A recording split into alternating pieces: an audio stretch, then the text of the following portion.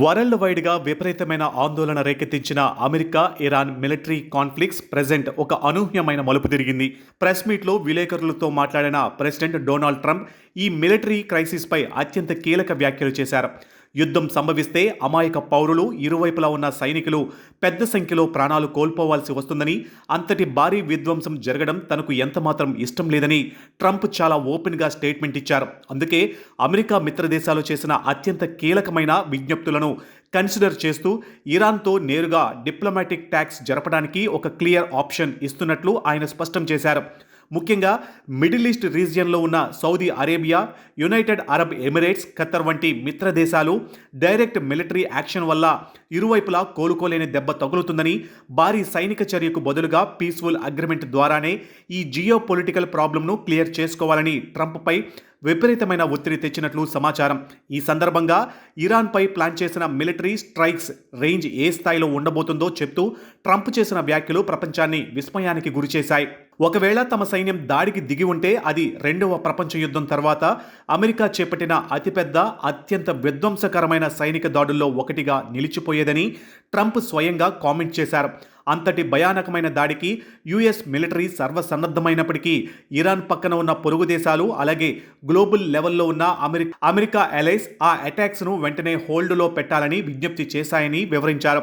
షిప్ని దాడుల కంటే ఒక ప్రాపర్ అగ్రిమెంట్ తెచ్చుకోవడం ద్వారా అనవసరమైన హ్యూమన్ లాస్ను ఆపవచ్చని, ప్రాంతీయ స్థిరత్వాన్ని కాపాడుకోవచ్చని ట్రంప్ అభిప్రాయపడ్డారు. అయితే ట్రంప్ చేసిన ఈ ప్రకటనలో ప్రపంచ దేశాల దృష్టిని ఆకర్షించిన మోస్ట్ క్రూషియల్ అండ్ వ్యూహాత్మక అంశం స్ట్రెయిట్ ఆఫ్ హార్ముజ్, అంటే హోర్ముజ్ జలసంధి వ్యవహారం. ప్రపంచవ్యాప్తంగా జరిగే మొత్తం చమురు రవాణాలో అత్యంత కీలకమైన, వ్యూహాత్మకమైన ఈ సముద్ర మార్గాన్ని తిరిగి సురక్షితంగా తెరవడంపై ఇరాన్తో జరగబోయే ట్యాక్స్లో ఒక డీల్ కుదిరే ఛాన్స్ ఉందని ట్రంప్ స్పష్టమైన సంకేతాలు ఇచ్చారు. ఈ హోర్ముజ్ జలసంధి విషయంలో కానీ ఇరు దేశాల మధ్య ప్రాపర్ ఒప్పందం కుదిరితే ప్రస్తుతం ఇంటర్నేషనల్ మార్కెట్లో ఇంధన సరఫరాపై ఉన్న huge pressure and supply chain tensions కంప్లీట్గా డౌన్ అవుతాయి. గతం నుంచి కూడా ఈ వ్యూహాత్మక జలమార్గం చుట్టూ నెలకొన్న మిలిటరీ టెన్షన్స్ వల్ల గ్లోబల్ వైడ్గా క్రూడ్ ఆయిల్ ప్రైజెస్ విపరీతంగా పెరిగిపోయి అంతర్జాతీయ వాణిజ్య వ్యవస్థ తీవ్రంగా దెబ్బతిన్న సంగతి తెలిసిందే. అందుకే ఇప్పుడు స్టార్ట్ కాబోయే కొత్త ట్యాక్స్లో హోర్ముజ్ సీ రూట్ను కంప్లీట్గా అండ్ సేఫ్గా రీఓపెన్ చేయడమే ప్రైమరీ ఎజెండాగా మారింది.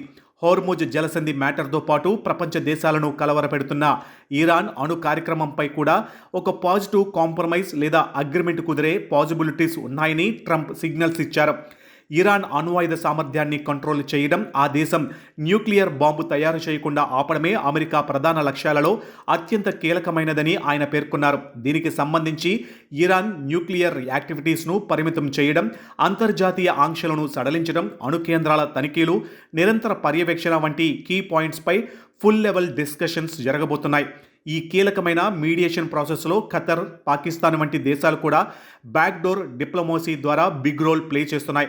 మరోవైపు ఇరాన్ దేశం కూడా ఈ మిలిటరీ కాన్ఫ్లిక్ట్స్ను ఎలాగైనా ఎండ్ చేసి అమెరికాతో ఒక అగ్రిమెంట్ చేసుకోవాలని బలంగా కోరుకుంటున్నట్లు తమకు నివేదికలు వచ్చాయని ట్రంప్ చెప్పారు. అయితే Iran top leaders and military officials నుంచి వచ్చే స్టేట్మెంట్స్ కొన్నిసార్లు పరస్పర విరుద్ధంగా, కన్ఫ్యూజింగ్గా ఉంటాయని ఆయన వ్యాఖ్యానించారు.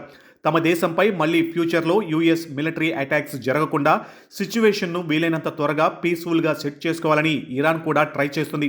అయితే ఈ రోజు స్టార్ట్ అయ్యే ఈ ట్యాక్స్ రియల్గా ఏ డైరెక్షన్లో ముందుకు సాగుతాయి, రెండు దేశాలు ఏ మేరకు దిగి వస్తాయనేది ప్రాసెస్ స్టార్ట్ అయిన తర్వాతే క్లియర్గా తెలిసే ఛాన్స్ ఉంది.